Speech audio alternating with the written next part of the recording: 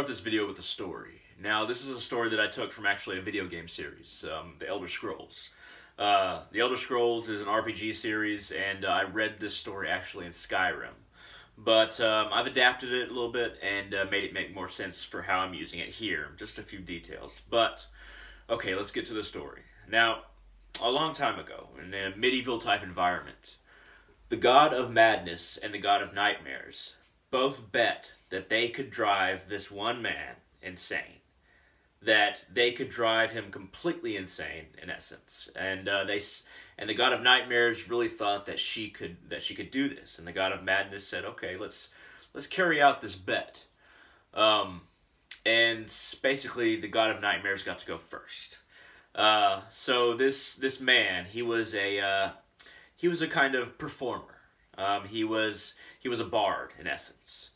And she sent him the most horrific nightmares, night after night. Every time he went to sleep, he would fear sleep, because every time he closed his eyes and fell into that dreamlike realm, he would see the worst atrocities, the most twisted and demented forms of the human body, and in the most vast abysses and structures that didn't make any sense.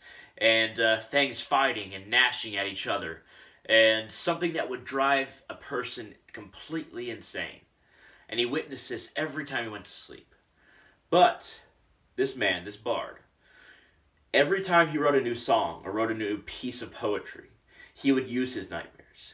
He would use flowery language and eloquent tongue to describe these nightmarish scenes he saw every time he went to sleep. And people would love it. People would love how creative it was, how detrimental it was to one's own sanity, how wondrous it was that something so diverse and disgusting yet just supreme could be brought into existence in a story, the stories that he told. And he got more and more famous. Night after night, he would feel this pain. He would be racked by these dreams, but he used it. He used it to become a more and more popular bard, a popular performer, a popular poet. And every time the dreams got worse, he would write a better piece of poetry or a better song.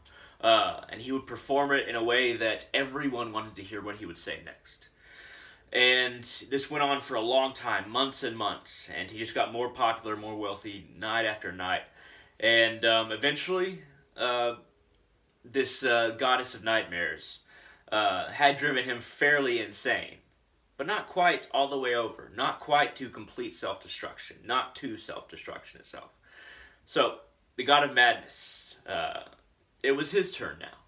So, after those many months that this god of nightmares had been giving him these dreams, all of a sudden the god of madness got his turn to drive this man completely insane to the brink of self-destruction. And so, the first night that the god of madness had control over this person's dreams, in essence, he sent him nothing. The bard, the poet, the performer received no inspiration whatsoever. He had a wonderful sleep with no pain. He had no visions. He just had a good night's rest.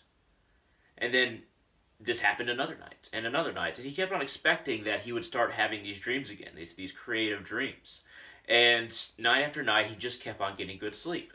He didn't receive a muse. He didn't receive any inspiration from his experiences while he was asleep. And basically, he had no way to transfer any stories, because he didn't have the creativity in and of himself to transfer stories or create them, because he had no inspiration. So, night after night, he got more and more out of popularity. All the things that he wrote were not nearly as interesting. They didn't really mean anything to anybody. They weren't captivating his audience. They weren't creating intrigue or any variation from anybody's regular life. So, week after week, month after month, this kept happening. He kept on getting poorer and poorer. And eventually, he just wanted to garner attention. He needed that attention to come back, and he just couldn't create what he wanted to create as far as stories go. So he kept on doing outrageous things like talking bad about the king and performing and writing poetry that denigrated the state, trying to incite people, trying to basically get the attention onto him just by questioning and tearing at everything around him, the very fabric of his society.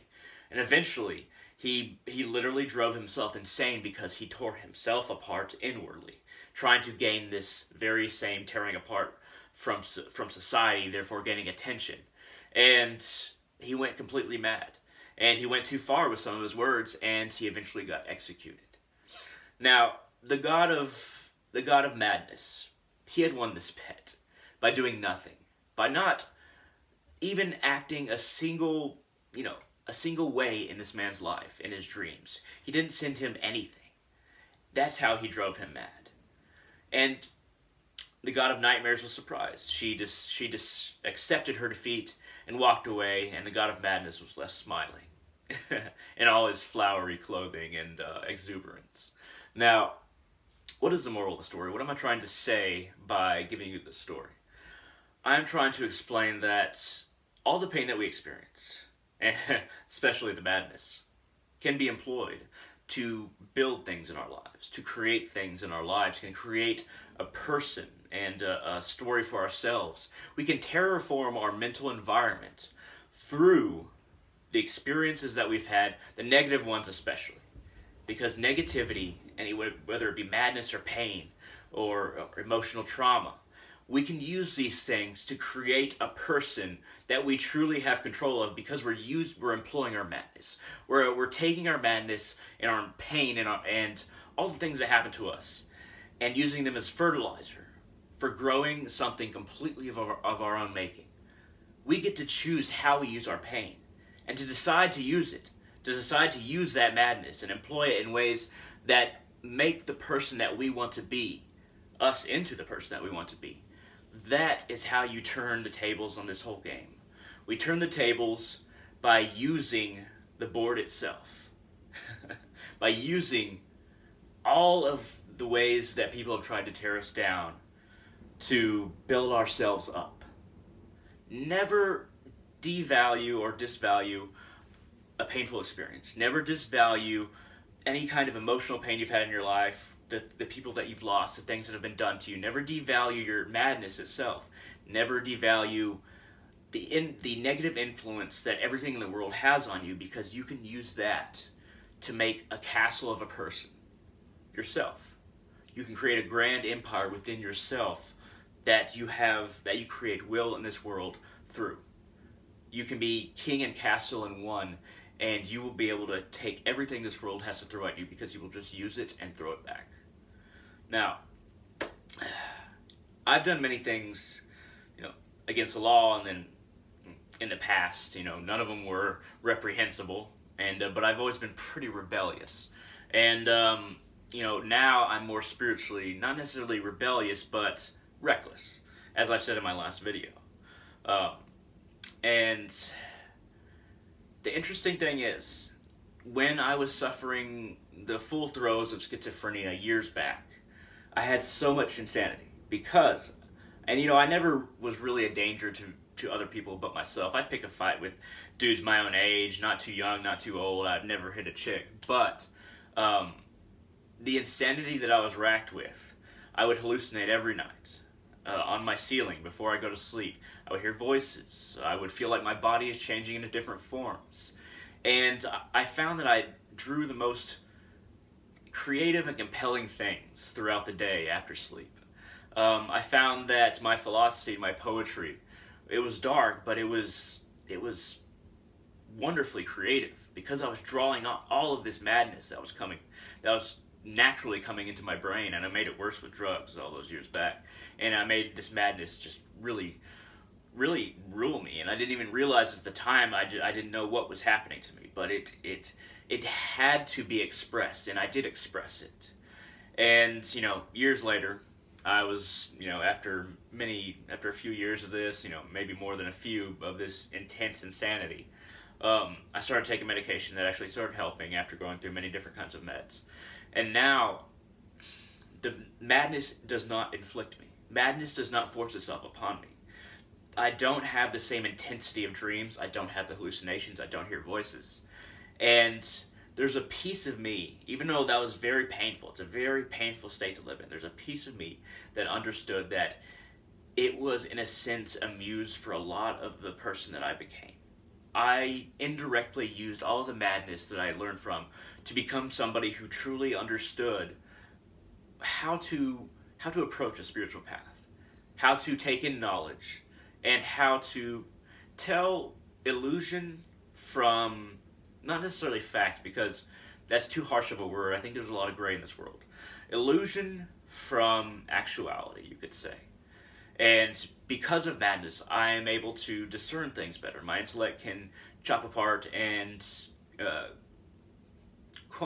wouldn't say but it basically can understand the different sections when I diagnose something, when I separate things in different parts, and then can understand the whole. Or when it comes to an idea, whether it be like compassion, love, the difference between pain and fear, the reality of the ego, and the ideological understanding of the ego. These things that I can separate and understand because I know where madness has its lines, because I've mapped it out long ago, by accident, not on purpose. Now, there's a piece of me that has been working in my spiritual path towards opening those same gateways to other realms, not negative realms, like the ones that might have inflicted me, but ones where people have passed on, other dimensions where time and space isn't the same. Those are the realms I'm trying to open up through a lot of my spiritual actions. This isn't my #1 goal, but I try to open up these gateways, and this is kind of what I tried to do in my last video. And the gateways are slowly opening, very slowly. I can't say that I'm the best at this. I compose a lot of my own rituals, but I'm trying to open the gateways in a controlled way so that I can understand more, because I understood by proxy to madness in my past.